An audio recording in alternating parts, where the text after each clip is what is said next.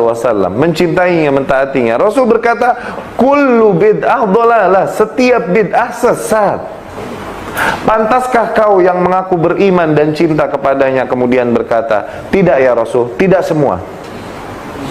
Ada yang hasanah, kau tak tahu, aku yang tahu. Begitu? Itu kurang ajar, kufur. Rasul berkata kullu bid'ah, semua bid'ah sesat. Orang yang mengatakan bid'ah hasanah, ini ujung-ujungnya orang yang mau membenarkan tindakan-tindakan bid'ah yang dia lakukan dengan dalih bid'ah hasanah. Padahal demi Allah, pernah nggak Rasul bilang bid'ah hasanah gitu? Pernah nggak? Nggak ada sama sekali. Ada juga sunnah hasanah. Rasul bilang sunnah hasanah. Kenapa sampai telingamu jadi bid'ah hasanah kalau bukan iblis yang memalingkan telingamu? Assalamualaikum warahmatullahi wabarakatuh. Alhamdulillah wassalatu wassalamu ala rasulillah wa ala alihi wa sahbihi wa man wala amma ba'du. Sahabat yang dimuliakan Allah subhanahu wa ta'ala, mudah-mudahan senantiasa kita diberikan kesehatan, sehat jasmani, sehat rohani, dan segala urusan kita diberikan kelancaran. Amin ya rabbal alamin. Melanjutkan pembahasan yang kemarin terkait dengan apa yang ditulis oleh beliau Syekh Ali Jum'ah dalam kitab Al-Mutasyaddidun, yang memang kitab ini lahirnya untuk sebagai iktirad atau menyanggah apa yang menjadi prinsip dari kalangan Salafi Wahabi atau yang dikenal dengan kelompok ekstrim, sehingga kitab ini dinamakan Al-Mutasyaddiduna manhajahum. Memang manhajnya itu bermanhaj yang sangat ekstrim sekali. Lah kemudian poin-poin kemarin sudah saya jelaskan, ada beberapa ciri-ciri atau tanda-tanda dari kelompok yang sangat begitu ekstrim di dalam berpendapat, di dalam menyampaikan kajian Islam itu sangat ekstrim sekali. Dan keekstriman tersebut berlandaskan teks hadis secara lahiriah saja, bukan berdasarkan apa yang menjadi pemahaman yang sebenarnya. Maksudnya pemahaman sebenarnya bagaimana? Tentunya ketika membahas hadis, maka hadis itu ada syarah hadis. Maka tidak bisa untuk kita memahami teks lahiriah saja, agar tidak menyimpulkan sesuatu yang di luar maksud dari hadis tersebut. Kemudian ciri-ciri selanjutnya adalah kelompok ekstrim itu, ya Anda nilai sendiri nanti bagaimana proses faktanya, bagaimana. Bahwa dikatakan Wahabi atau orang-orang yang sangat begitu ekstrim dalam berpendapat, ittisa'u mafhumil bid'ah mimma yatarattabu alaihi tabdi'u aglabil muslimin. Jadi di antara tanda-tanda orang itu ekstrim atau bermanhaj Wahabi adalah pemahaman-pemahaman bid'ah yang memang selalu diungkapkan dan ditujukan kepada orang Islam. Ya Anda cek sendiri di media sosial ataupun di luar media sosial, ketika orang-orang yang memprioritaskan sekaligus mengkuar-kuar bahwa hal itu bid'ah, maka itu termasuk al-mutasyaddidun, dari kelompok yang ekstrim atau yang dikenal dengan Wahabi. Kemudian selanjutnya tahrimut tawassul bin Nabi sallallahu alaihi wasallam wa adduhu syirkan billah. Kemudian tanda-tanda dari kelompok yang sangat ekstrim atau Wahabi mengharamkan tawasul kepada baginda Nabi Muhammad sallallahu alaihi wasallam wa adduhu syirkan billah, dan menganggap tawasul dengan Nabi itu termasuk pekerjaan yang syirik. Ini ekstrim atau tidak? Ya jelas ini ekstrim. Jadi ketika ada kelompok yang menyatakan tawasul dengan Nabi itu haram, dan apalagi lebih parah lagi menganggap itu merupakan sesuatu yang syirik, maka jelas itu adalah kelompok Wahabi atau kelompok yang ekstrim paham teks lahiriah.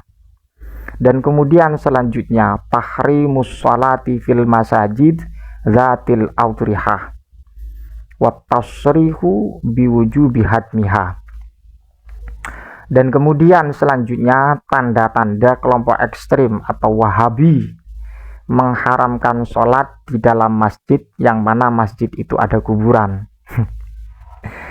Jadi kalau salafi itu memang anti kuburan ya, sehingga ketika bermanhaj ahlus sunnah wal jamaah dikatakan kuburiyun lah. Ya, jadi seperti saya ini dianggap kuburiyun.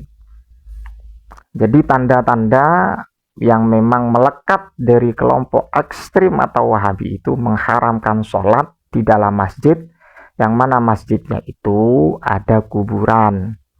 Watasrihu biwujubi hatmiha, dan kemudian berkuar-kuar ya, atau memberikan pernyataan wajib untuk dibongkar.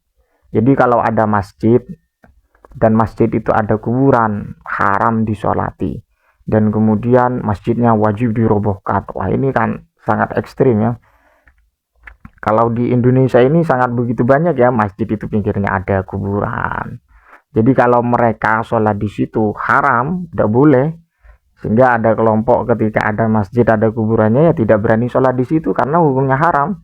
Bahkan apa, watasrihu biwujubi hatmiha, dan kemudian memberikan satu statement bahwa ketika masjid ada kuburan harus dibongkar. Kemudian i'tibarut tabarruki bi asarin nabi wassalihin syirkan billah, dan kemudian menganggap tabarruk ngalah berkah terhadap asar ya, asar dari baginda Nabi dan kemudian wassalihin dan orang-orang soleh itu dianggap syirik, syirkan billah.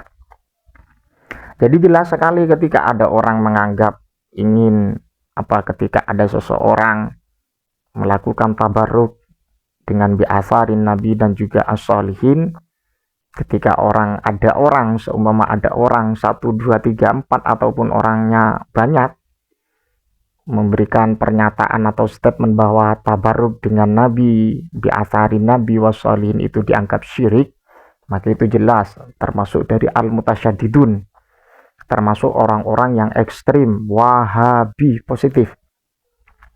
Dan kemudian selanjutnya, tahrimul ikhtifal bi maulidin Nabi sallallahu alaihi wasallam, ini yang sering tampak di telinga kita atau sering tampak di mata kita, khususnya yang ada di Indonesia, bahwa keharaman dalam ikhtifal itu perayaan maulid. Tahrimul ikhtifal bi maulidin Nabi wa'adduhu ya, wa'adduhu bid'atan dolalah. Perayaan maulid Nabi atau acara maulid Nabi itu dianggap haram, dan sekaligus pekerjaan tersebut, ikhtifal tersebut bi maulidin Nabi dianggap bid'ah yang dolalah. Ketika dianggap bid'ah dolalah, maka kullu dolalatin finnar, maka identik dengan masuk neraka. Dan kemudian selanjutnya adalah tahrimus safar li ziyaratin Nabi wa kuburil anbiya wassolihin. Pokoknya dari mutasyadidun ini ya kita lihat saja. Tapi ciri-cirinya ini memang sudah banyak dilakukan. Karena Syekh Ali Jum'ah tahu betul ketika orang itu bermanhaj ekstrim, bermanhaj sunnah katanya, pasti itu wahabi itu. Dan tandanya apa? Tahrimus safar li ziyaratin Nabi, mengharamkan perjalanan dalam rangka untuk ziarah kepada baginda Nabi Muhammad sallallahu alaihi wasallam. Tidak hanya ziarah kuburan Nabi, wa kuburil anbiya, dan kemudian kuburan para nabi, Nabi Soleh, Nabi Yakub, Nabi Hud, dan seterusnya. Wassalihin, dan kemudian kuburan orang-orang soleh. Jadi tak heran dan memang fakta ketika mereka mengharamkan hal yang bersifat ziarah kepada baginda Nabi, kemudian orang-orang soleh dan juga para nabi yang lain, ketika dari kalangan aswaja melakukan hal itu maka dianggap kuburiyun, karena pokoknya anti kuburan lah. Salafi itu atau wahabi itu anti kuburan.